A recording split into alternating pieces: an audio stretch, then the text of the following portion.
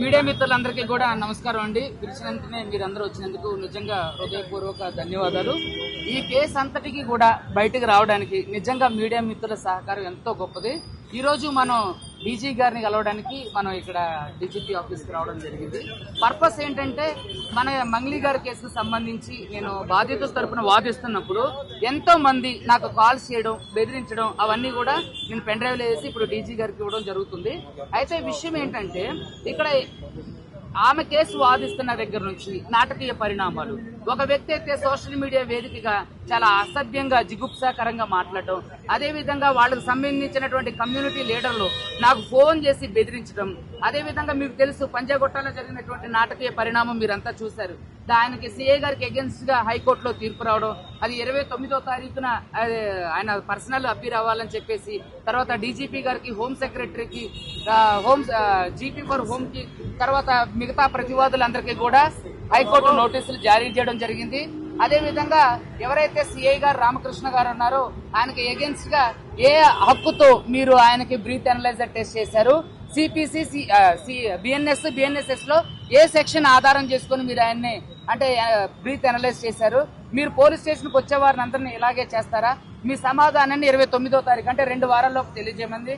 తెలియజేయని పక్షంలో ఆయన సస్పెండ్ అవడానికి కూడా అవకాశం ఉంది. అయితే ఈ క్రమంలో మనకి ఏంటంటే ఈ మంగ్లీ గారి కేసు వాదిస్తున్నప్పుడు నుంచి ఆవిడ మీద కేసులు పెట్టి ఆవిడకి సంబంధించినటువంటి విషయాలన్నీ కూడా నేను మీడియాలో చెప్పడం ద్వారా అనేక మంది నాకు ఫోన్ చేసి వాళ్ళ కమ్యూనిటీ పెద్దల దగ్గర నుంచి, అదే విధంగా ఉస్మానియా యూనివర్సిటీలో వాళ్ళ కమ్యూనిటీకి సంబంధించినటువంటి కొంతమంది ఎవరైతే ఉన్నారో లేదా లీడర్లుగా చెప్పుకుంటూ news and print and electronic మీడియాలో నన్ను బహిరంగంగా బెదిరించారో వాళ్ళందరి మీద యాక్షన్ తీసుకోమని, అదే విధంగా ఎవరైతే మంగ్లీ ఉన్నారో ఇప్పటి వరకు కూడా ఎందుకని వాళ్ళ తమ్ముడి మీద కేసు ఫైల్ చేయలేదు, నిజాన్ని నిర్భయంగా బయటకు తీసుకురావడానికి మంగ్లీ గారికి ఎందుకు భయం? నేను ఏమంటున్నా అంటే బాధితులందరూ చెప్పేది మంగ్లీ గారి తమ్ముడు శివ ఉన్నాడు అని, కానీ ఇంతవరకు మధు మీద గాని, రమావత్ మధు మీద గాని, వాళ్ళ తమ్ముడు శివ మీద గాని, పాల్దియా భరత్ కుమార్ చౌహాన్ మీద గాని, పాల్దియా శైలజా చౌహాన్ మీద గాని ఎందుకని బాధితుల తరపు నుంచి ఆవిడ ఇంతవరకు కేసు ఫైల్ చేయలేదు? మీరు చూశారు, ఒక వ్యక్తి ఈ రోజు వాళ్ళ కమ్యూనిటీకి సంబంధించినటువంటి జనసేనకు సంబంధించినటువంటి నాయకుడు ఇక్కడికి వెళ్లి ఏది ఫిలిం ఛాంబర్, అదే విధంగా మా అసోసియేషన్ కి వెళ్లి ఈ కేసు తేలేంత వరకు ఆవిడని సినిమాలలో పాడించొద్దు అని చెప్పడం, ఇది నిజంగా శుభ పరిణామం. ఏంటంటే ఇక్కడ ఆవిడ కమ్యూనిటీని బేస్ చేసుకొని అడ్వకేట్లను ప్రభావితం చేస్తుంది. ఇది చాలా తప్పు వ్యవస్థ. ఇది సమాజంలో ఒక తీరని అంటే ఒక అసాంఘిక చర్యగా మేము పేర్కొంటున్నాం. చాలా మంది న్యాయవాదులు ఈ రోజు నాకు అండగా రావడం జరిగింది. అదే విధంగా ఎంతో మంది మాకు సపోర్ట్ చేయడం జరిగింది. అదే విధంగా మీరు అందరూ చూస్తున్నట్లయితే సమాజంలో ఎవరైతే బాధితులు ఉన్నారో బాధితుల తరఫున ప్రతి ఒక్కరూ వాళ్ళ గలం ఇప్పుడు నిజంగా చాలా సంతోషం. ఆల్రెడీ డీజీ గారికి నేను ఈ కేసు ఇవ్వడం జరిగింది. సో ఆయన వెంటనే యాక్షన్ తీసుకుంటారు. మరి ముఖ్యంగా ఈ రోజు కలవడానికి గల అంశం ఏంటంటే పర్సనల్ సెక్యూరిటీ ఇవ్వడం కోసం నేను ఆయన కలిసా. సో పర్సనల్ సెక్యూరిటీ కోసం కలిసా, సముఖంగానే ఉన్నారు. సో తప్పకుండా నేను ఆశిస్తున్నా నాకు పర్సనల్ సెక్యూరిటీ ఏర్పాటు చేస్తారని చెప్పేసి. అదే విధంగా ప్రతి ఒక్క న్యాయవాది ఈ రోజు మీరు గళం విప్పాలండి. న్యాయ వ్యవస్థ మీద ఒక తీరని అపవాదు ఈ మంగ్లీ గారు వేయడం జరిగింది. ఎవరైతే బాధితులు ఉన్నారో వాళ్ళ తరఫున కేసు వేస్తున్నటువంటి అడ్వకేట్ సుబ్బు మీద మీరు కేసు ఫైల్ చేశారు. అసలు ఇది ఎంతవరకు కరెక్ట్? అసలు సుబ్బు ఎవరు? సుబ్బు మిమ్మల్ని ఎవరన్నా ప్రత్యక్షంగా మిమ్మల్ని విమర్శించిండా, మిమ్మల్ని తిట్టిండా, మిమ్మల్ని ఏమన్నా అసహ్యమైన మాటలండా? మీరు చూశారు మీడియా మిత్రుల స్టార్టింగ్ డే 1 నుంచి ఇప్పటి వరకు కూడా మీడియాలో నేను ఎప్పుడు కూడా ఆవిడని అసభ్యంగా మాట్లాడలేదు, అసభ్యకరమైన కామెంట్ చేయలేదు. ప్రత్యక్షంగా నేను ఎప్పుడు ఆవిడని చెప్పలేదు. On behalf of my clients తరపునే నేను మాట్లాడాను. నా క్లయింట్స్ ఇది చెప్పారు, నా క్లయింట్స్ అది చెప్పారు, నా క్లయింట్స్ ఈ ఆధారాలు ఇచ్చారు, నా క్లయింట్స్ ఈ ఆధారాలు ఇచ్చారని. అదే విధంగా మొదట్లో మంగ్లీ గారు అసలు నాకు రమావత్ మధు ఎవరో తెలియదు అన్నారు. తర్వాత చూస్తే ప్రైవేట్ ఫంక్షన్స్ లో, బర్త్డే ఫంక్షన్స్ లో, ఆమె చేస్తున్నటువంటి పాటలకు సంబంధించినటువంటి ఫంక్షన్స్ లో ఆయన తరచూ కనపడుతూనే ఉన్నారు. తర్వాత మా బంజారా బిడ్డ మేము ఆయన్ని ఆదరించామన్నారు. సో ఇవన్నీ కూడా ఏంటి అని అంటే ఇవన్నీ మభ్యపెట్టేవి. సో దయచేసి మంగ్లీ గారికి ఒకటే విజ్ఞప్తి చేస్తున్నా, వీరందరి మీద కూడా మీరు కేసులు ఫైల్ చేయండి. అడ్వకేట్ సుబ్బుని మీద చేస్తే రేపొద్దున న్యాయ వ్యవస్థ ప్రభావితం అయ్యే అవకాశం ఉంది. ఇది నిజంగా తీరని అన్యాయం. సో కాబట్టి మంగ్లీ గారి పైశాచిక కోణం ఇక్కడ అందరికీ అర్థమవుతుంది. సో కాబట్టి ఈ రోజు డీజీ గారు వీటన్నిటి మీద యాక్షన్ తీసుకుంటానని చెప్పేసి మనకి చెప్పడానికి అది జరిగింది. అదే అంటే అంటే డీజీపీ గారిని కలవలేదు. డీజీపీ గారు ఇప్పుడు వస్తున్నారు. సో ఆయన ఎవరైతే ఉన్నారో ఆయన సీసీ గారికి సంబంధించినటువంటి ఇవ్వడం జరిగింది. వాళ్ళు వెంటనే ఇమీడియట్ గా యాక్షన్ తీసుకుంటా ఉన్నారు. డీజీ గారి పేరు మీద కవర్, స్పెషల్ కవర్ కూడా, పర్సనల్ నేమ్ కవర్ కూడా పంపించడం జరిగింది. దాన్ని వెంటనే పర్సనల్ గా దాన్ని పెడతామని చెప్పేశారు. వెంటనే వీలైనంత త్వరగా దీని మీద స్పందిస్తా ఉన్నారు. అదే విధంగా 17వ తారీఖు సిఐ మీద పెట్టిన కంప్లైంట్ కూడా త్వరగా వేగంగా దాన్ని విచారణ చేపట్టి బాధ్యులైన వారిపైన చర్యలు తీసుకుంటామని చెప్పారు.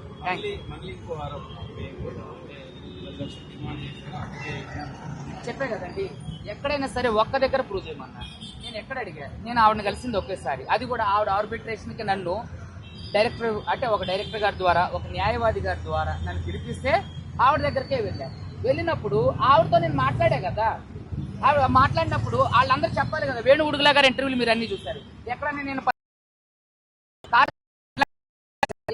10 లక్షలు డిమాండ్ చేయడం చూసారా? ఇదంతా ఏంటంటే కావాలని అసాంఘిక చర్య, బురద జల్లే చర్య. ఒక్క ఆధారం ఎందుకని చూపించాలా? ఏదో చిన్న వీడియో రిలీజ్ చేశారు. అందులో నేను ఎక్కడైనా బెదిరించినట్టు కానీ, భయపెట్టినట్టు కానీ, డబ్బులు అడిగినట్టు కానీ ఎక్కడైనా ఉందా?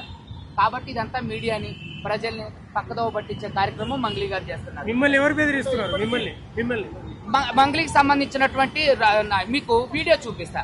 నేను ఏదైనా సరే మీకు వీడియో చూపించాను, ఇప్పుడే చూపిస్తా. ఎలా బెదిరిస్తున్నారో మీరు చూడండి.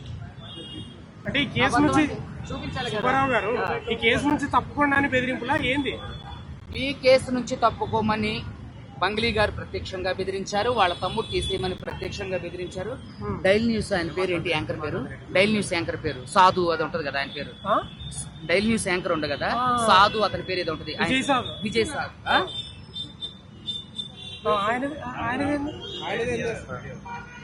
ఇదిగోండి మంగ్లీ గారి అనుసారి మీడియా చూపించండి, చూపిస్తాను, పైకి పెట్టండి. నన్ను డైరెక్ట్ గా వాళ్ళు బెదిరిస్తున్నటువంటి వీడియో చూడండి మీరందరూ.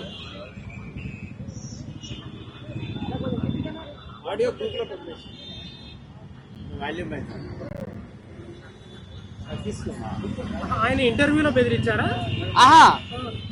ఆయన ఇంటర్వ్యూ చేస్తున్నప్పుడు వేరే వ్యక్తి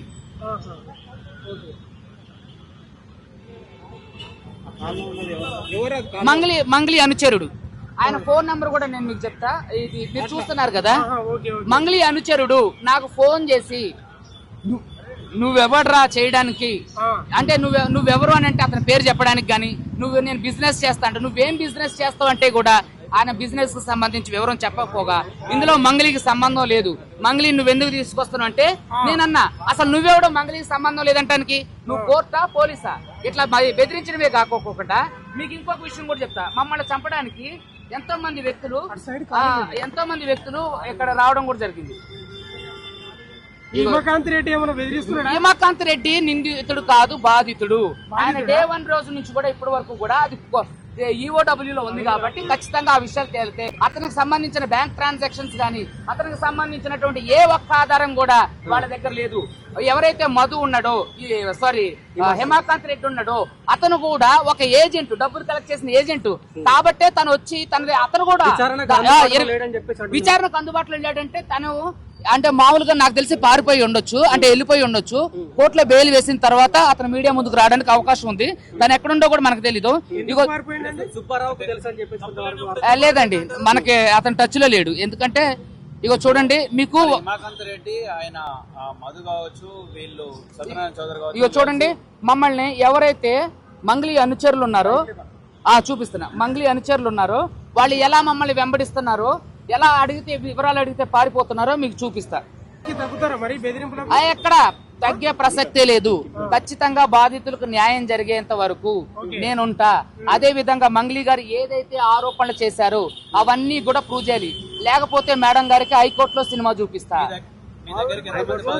తప్పకుండా ఎక్కడైనా ఇప్పుడు ఆవిడకి సంబంధించినటువంటి ఏ ఆధారం లేకపోతే నిరూపించుకోమనండి. వాళ్ళ తమ్ముడు ప్రత్యక్షంగా ఎందుకుండో, ఎవరైతే ప్రధాన నిందితుడు రమావత్ మధు ఉండో మీకు డైమండ్ నెక్లెస్ కొనిచ్చిందని ఎవడైతే భరత్ నాయక్ ఎవరో మొన్న ఒక ప్రధాన మీడియాలో కూడా చెప్పిండు, మీ అభిషేక్ నాయక్ ఎందుకు మీకు పరిచయం అయితే డైమండ్ నెక్లెస్ కొనిచ్చేంత పరిచయం ఎక్కడిది? మీరు పాటలు పాడుతుంటే మీ బ్యాండ్ లో అతనుండి ఎంజాయ్ చేసే పరిచయం ఎక్కడిది? మీరు వాళ్ళ ఇంటికి వెళ్ళి అర్ధరాత్రి ఫోటోలు దిగొచ్చేంత పరిచయం ఎక్కడిది? ఎవడైతే ప్రధాని నిందితుడు రమావత్ మధు, భరత్ చౌహాన్, శైలజ చౌహాన్ తో మీ తమ్ముడు ఎందుకు ట్రావెల్ చేసిండు? బాధితులతో మీ తమ్ముడు ఎందుకు ట్రావెల్ చేసిండు? గుళ్ళు గోపురాలు ఎందుకు తిరిగిండు? వాళ్ళతో చాటింగ్లు ఎందుకు చేసిండు? వాళ్ళతో డబ్బులు పెట్టుబడి పెట్టండి, మంచి లాభాలు వేస్తాను ఎందుకు చెప్పిండు? చెప్పండి. మీ తమ్ముడితో ప్రెస్ మీట్ పెట్టించండి దమ్ముంటే. నేను బహిరంగ సవాలు ఎన్నోసార్లు వేసా, ఈ రోజు కూడా బహిరంగ సవాలు వేస్తున్నా. మీ దగ్గర ఒక్క ఆధారం ఉన్నా తీసుకొని రండి.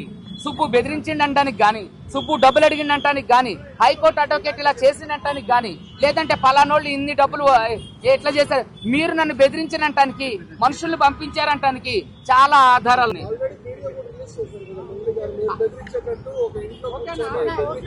అయితే దాంట్లో ఎక్కడైనా నేను బెదిరించినట్టు గాని, డబ్బులు అడిగినట్టు గాని, భయపెట్టి వాళ్ళే నన్ను బ్రతిలాడుతున్నారు. సురేష్ బొబ్బిలి గారు బ్రతిలాడుతున్నాడు, అన్నా వదిలేయన్నా అని. అంటే మీకు ఆ వీరందరూ చూశారు మీడియా మిత్రులు. అక్కడెక్కడైనా నేను బెదిరించి భయపెట్టినట్టు ఆ వీడియో రిలీజ్ చేసిన మంగళి గారి దగ్గర ఆధారాలు ఉంటే రిలీజ్ చేయాలి కదా.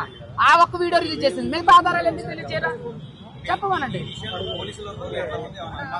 ఖచ్చితంగా ఆ రోజు మాత్రం పంజాగుట్ట సిఐ గారు అత్యుత్సాహం ప్రదర్శించారు. మీరేం తెలుసు కదా, పోలీస్ బాస్ గారి దగ్గర ఇన్స్ట్రక్షన్స్ మరేమో తెలియదు కానీ మొత్తానికైతే జిగుప్సాకరంగా న్యాయవాద వ్యవస్థని అవమానపరిచే విధంగా ఆయన సీఏ గారు మాట్లాడితే చాలా జిగుప్సాకరంగా ఉంది. కాబట్టి హైకోర్టు ఆయన మీద చర్యలకు ఉపక్రమించింది. ఆయనకు పర్సనల్ నోటీస్ కూడా ఇవ్వడం జరిగింది. డీజీపీ ఆఫీస్ కు ప్రొటెక్షన్ కోసం వచ్చారా? అవును.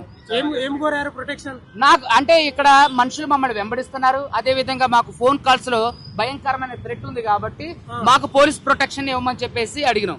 మేము ఆ గౌరవ న్యాయ వ్యవస్థలో కూడా అడిగినప్పుడు మీరు ముందుగా వెళ్లి డీజీపీ గారిని కలవండి అని అన్నారు. సో కాబట్టి డీజీపీ గారిని ఈ రోజు కలవడం జరిగింది. ఆయన సానుకూలంగా స్పందించడానికి అవకాశం ఉంది. ఖచ్చితంగా న్యాయం మా వైపు ఉంది, ప్రజలు మా వైపు ఉన్నారు, అదే విధంగా బాధితులు మా వైపు ఉన్నారు. దాదాపు నా దగ్గర వచ్చిన వాళ్ళు 70-80 మంది ఉన్నారండి. 40 మంది క్రియాశీలకంగా వ్యవహరిస్తున్నారు. దాంట్లో ఒక 15 మంది 16 మంది మీడియా ముందుకు కూడా రావడం జరిగింది. మొదట్లో నేను 40-50 మందితో కూడా ప్రెస్ మీట్ పెట్టడం జరిగింది, మీరంతా చూశారు. అమాయకులు అందరూ కలిసి 70-80 మంది ఉన్నారండి. ఆవిడ నా దగ్గరకు వచ్చిన బాధితుల దగ్గర మోసం చేసింది అయితే ఏది శివ, మంగళి తమ్ముడు శివ, పరోక్షంగా మంగళి గారు, వాళ్ళ ఎవరైతే ఉన్నారో 9.5 నుంచి 10.5 కోట్లు. మీకు ఇంకొక విషయం చెప్తా, ఎవరెవరి దగ్గర ఎంతెంత ఈ ప్రధాన నిందితుడు మధు వసూలు చేసిండో అవన్నీ కూడా నా దగ్గర ఉన్నాయి. చూడండి, అది అడుగుతారు కానీ ఇదిగో చూడండి, ఇది రిమాండ్ రిపోర్టు. దీనికి సంబంధించి చూపిస్తా ఉండండి. ఇది రిమాండ్ రిపోర్ట్, ఇది రిమాండ్ రిపోర్ట్ అండి. దీంట్లో చూడండి, ఏజెంట్ల ద్వారా 4 కోట్లు, 8 కోట్లు. ఇదిగో చూడండి, 4 కోట్ల నుంచి 7 కోట్ల నుంచి 10 కోట్ల నుంచి మొత్తం 89 కోట్లకు వచ్చింది లెక్క. ఇది ఓన్లీ ఏది వట్టిపల్లి తాండా, వద్దిపట్ల తాండా, పలుగు తాండా, పిఏపల్లి, పెద్దాడిషర్లపల్లి, మల్లేపల్లి, దేవరకొండ, నల్గొండ వాళ్ళు, కేవలం వాళ్ళు మాత్రమే 89 కోట్ల వరకు మోసపోయారు. అందులో 80% గిరిజనులు ఉన్నారు, 80% పైన గిరిజనులు ఉన్నారు. మంగళి గారు ఎవరైతే ఉన్నారు, మరి నేను బంజారా బిడ్డని, నేను ఆ బిడ్డని, నేను అమ్మాయిని, నా కుటుంబాన్ని తీసుకురావద్దు అన్నారు. మరి ఆవిడ బంజారా కార్డు తీసుకొని ఎంతో మంది బంజారా ఎవరైతే ఉన్నారో వాళ్ళనే మోసం చేయడం జరిగింది. అదే విధంగా ఈవిడ మంగళి గారు బంజారాల్ని కొంతమందిని ఎగేసుకుంటూ వాళ్ళ మీద ప్రెస్ మీట్ పెట్టడం జరిగింది. మరి అయ్యా బంజారా పెద్దలారా, బంజారా తరపున వచ్చినటువంటి ఉస్మానియా యూనివర్సిటీ ఎవరైతే కొంతమంది విద్యార్థులు ఉన్నారో నేను మిమ్మల్ని సూటిగా ప్రశ్న వేస్తున్నా, మీకు దమ్ము ఉంటే వాళ్ళందరి తరపున మరి ఎవరు మాట్లాడతారు? ఎవరు బాధితుల తరపున మాట్లాడతారు? వాళ్ళు 80% మంది ఉన్నారు. ఈవిడ సెలబ్రిటీ అనేసరికి ఓ పొలోమంటూ ఉరుకొచ్చేసారు కదా. మరి మీ బంజారా బిడ్డలు వాళ్ళ తరపున నిలబడి వాళ్ళకి న్యాయం చేయండి, వాళ్ళ తరపున మీరు మాట్లాడండి, పోరాడండి. ఇవాళ కూడా ఎన్నో కాల్స్, సార్ మేము ఇంత మోసపోయిన ఆటో డ్రైవర్లు, ఆశా వర్కర్లు, కూలికి వెళ్లే వాళ్ళు ఉన్నారండి. దయచేసి నేను ఒకటే చెప్తున్నా, మంగళి గారికి దీంట్లో సంబంధం లేదనుకుందాం. మంగళి గారు కూర్చోబెట్టి మాట్లాడి సెటిల్ చేయడానికి ఆవిడకు ఒక క్షణం పని కాదు. ఏమండి, నేను అమ్మాయి పేరు ఎప్పుడు తీయలేదు. నేను వేరే ఒక ఇంటర్వ్యూలో సరదాగా చెప్పిన సందర్భాన్ని అప్రస్తుతమైనటువంటి ఈ అంశానికి జోడించారు కదా. ఇప్పుడు నేను ఎప్పుడన్నా మంగళి గారితో నాకు పలానా వాళ్ళు అంటే క్రష్ అని, అవునండి, క్రష్ అనేది ఏమన్నా పూసా లేదా క్రష్ అనేది ఏమన్నా అసహ్యమైన పదమా?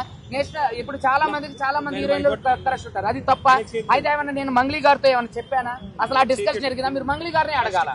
ఇవన్నీ డైవర్షన్ పాలిటిక్స్ లాగా డైవర్షన్ మీడియా అటెన్షన్ గ్రాప్ చేయడానికి, తప్పించడానికి, ప్రజల అటెన్షన్ తప్పించడానికి ఇలా మంగ్లీ గారు రోజుకొక ఎత్తుగడలు వేస్తున్నారు. ఈ రోజు కూడా మీకు ఒక వీడియో చూపిస్తా. ప్రధాన నిందితుడు రమావతు మధు మీతో పాటు మీ బ్యాండ్ లో ఏం చేస్తాడు రమావతు మధు. ఇది కూడా నేనే మీడియాకి రిలీజ్ చేయడం జరిగింది. రమావతు మధు ఉంటాడు చూడండి. అవును, ఎక్కడ నాకు అసలు తెలియదు అంది. ఫస్ట్ లో ఆడెవడో నాకు తెలియదు అంది. మరి ఇతను మీతో ఎందుకు ఉండదు? మీకు డైమండ్ నెక్లెస్ ఎందుకు ఇచ్చిండు? మీ అకౌంట్ కి మనీ ట్రాన్సాక్షన్ జరిగిందని చెప్పి ఒక వార్త వస్తుంది. అది కూడా త్వరలో ప్రూవ్ చేస్తా. ఇన్ని ఆధారాలు చూపిస్తాను నేను. మరి ఎందుకని మంగ్లీ గారు ఒక్క ఆధారం కూడా చూపించట్లేదు? ఏదో ఒక చిన్న క్లిప్ రిలీజ్ చేసింది. దాంట్లో ఏముంది మంగ్లీ గారు? నేను మిమ్మల్ని సూటిగా ప్రశ్నిస్తున్నా. దాంట్లో నేను మిమ్మల్ని డబ్బులు అడిగానా? మిమ్మల్ని బెదిరించానా?